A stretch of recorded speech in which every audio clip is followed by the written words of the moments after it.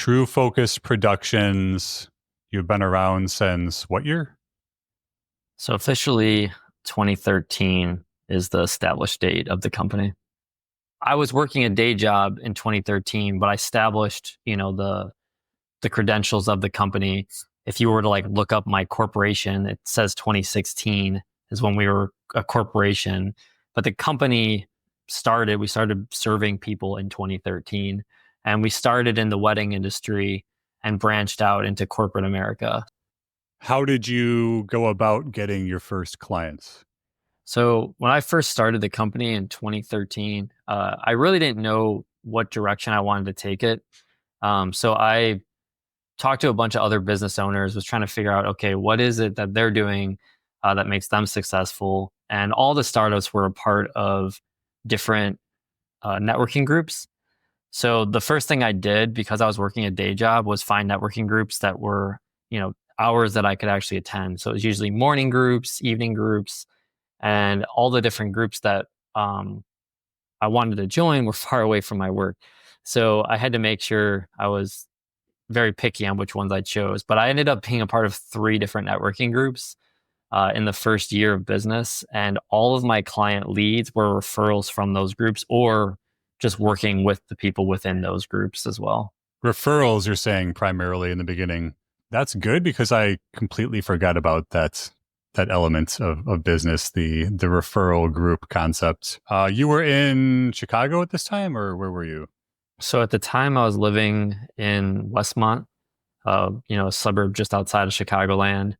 And the groups I were a part of were in LaGrange, Downers Grove, and Hinsdale. So they're all local suburbs, all in the surrounding area. Are these well-known referral groups, or are they smaller little niche groups? How did you find them? So the first one I found, just it was a local group that a lot of the business owners I knew were already a part of. And then the people who are in that group were like, oh, you got to check out my group in Hinsdale, or oh, you got to check out my group over here. Like, I have my own group over here. So, immediately when you get connected in, everybody wants you to be a part of, their group.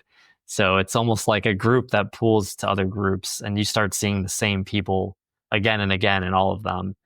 But I found the three that I liked, and I stayed with them for, one of them I stayed with for a year, and then two of them I stayed with maybe 2 or 3 years uh, before it was just kind of to the point where, well, I know everybody, you all know who I am.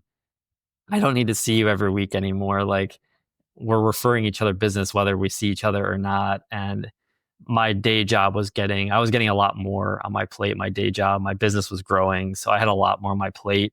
So I didn't have the bandwidth to sustain the groups. And that's actually when I started the next phase of the business, was just starting to hire people to do the work that I wasn't able to do any longer, just because I was so consumed by all the work that I had. And how do you get your clients nowadays? Everything. You know, once you're an established business, there's like name recognition, where people actually have heard of you, or you've worked with people in other industries or different businesses. So, we run ads. We practice what we preach. So we're doing video ads, we're doing campaigns, we're doing SEO, we're doing outreach. We get referrals. Um, I'm going to marketing meetings, making marketing calls. So, I mean, if it's something that people do, we're likely doing it or have tried it in the past. There's just so many different ways to market yourself with today's technology. And I really think that everyone should try a little bit of everything for their business, because what might work for one person might not work at all for another person. And it just might be the messaging. That's kind of what we pride ourselves in, is telling a good story, so that no matter what platform you're on, one way or another, you're connecting with your audience. And you can do that through video. Let me see. I'm looking at your site right now. Do you guys have a blog? Not currently. I took it down. I was posting a blog like every other month for a while, like education pieces. Um, but a lot of it was counterintuitive to what our new services are. It was a lot about like events and planning and weddings and things like that. And we're not we're not doing that stuff. So I don't want people who are searching that stuff coming to our site anymore. So when it comes to telling your story for True Focus, and you're right, there are a lot of ways to do that now and more video opportunities than ever. What I know you maybe it's written down somewhere, you've got people doing this kind of thing for you. But if you were spitballing right now off the top of your head, um, what channels come to mind? Are you doing Vimeo, YouTube? Are you doing TikTok, Instagram, LinkedIn? What's the current kind of strategy you've been going with for a little while? For myself or for our clients? For yourself.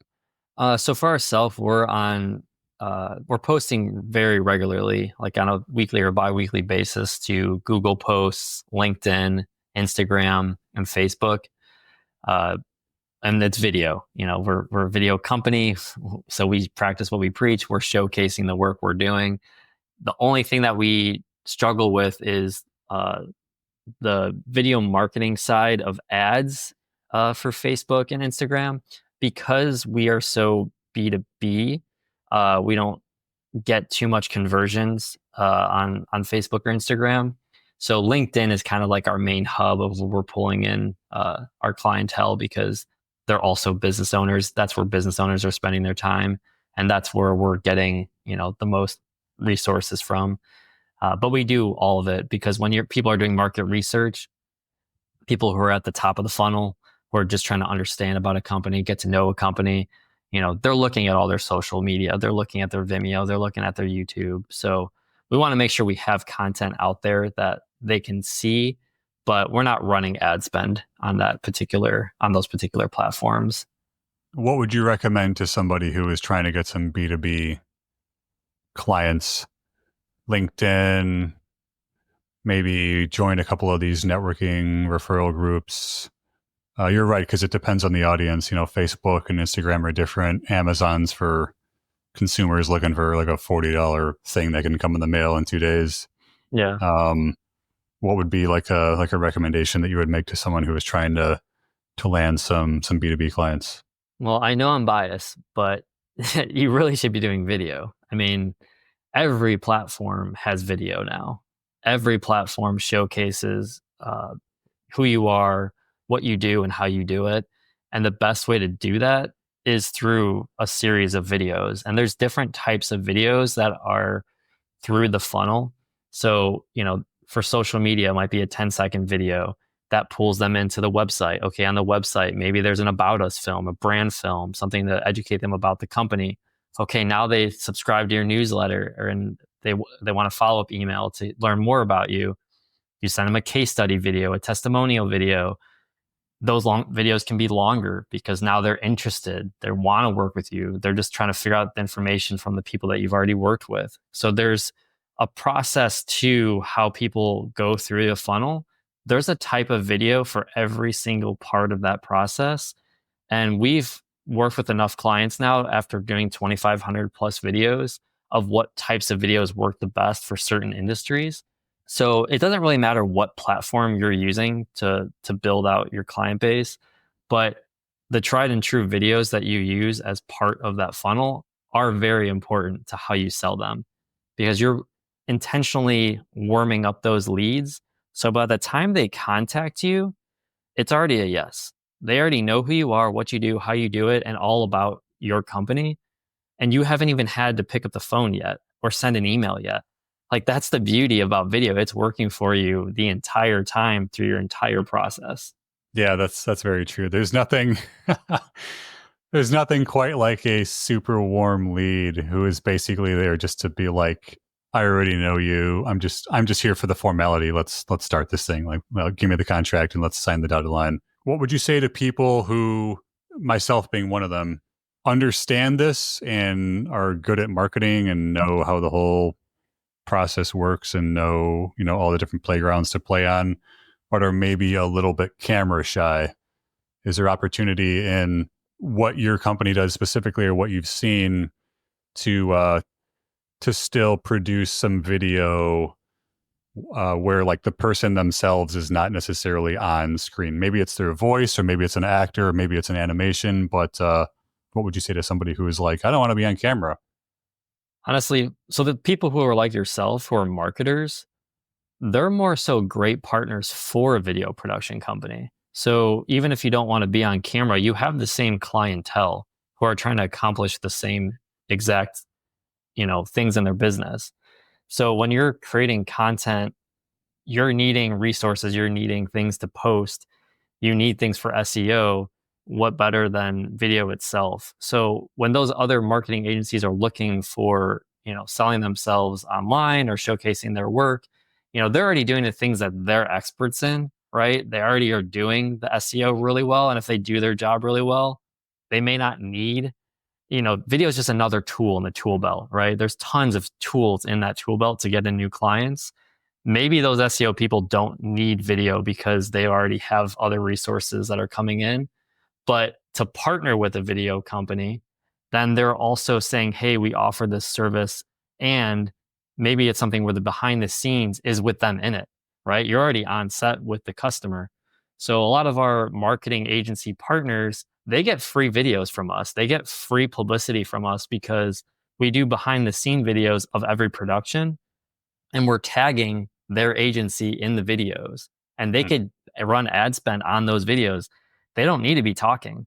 All they need to showcase is, hey, look, we're working with, a client that's maybe it's, let's say, a Fortune 500 company that everybody recognizes, and you're on set doing the interview and there's video showcasing that. You're already getting social proof from that, right? Like, a lot of people don't understand how social proof works. Social proof is just really showcasing that what you say is actually what you're doing. And if you're being shown, or even if you're not being heard, it's telling your audience that, hey, I'm actually doing what I say I'm doing. That's a really cool idea. I like that behind the scenes opportunity for any production that you shoot.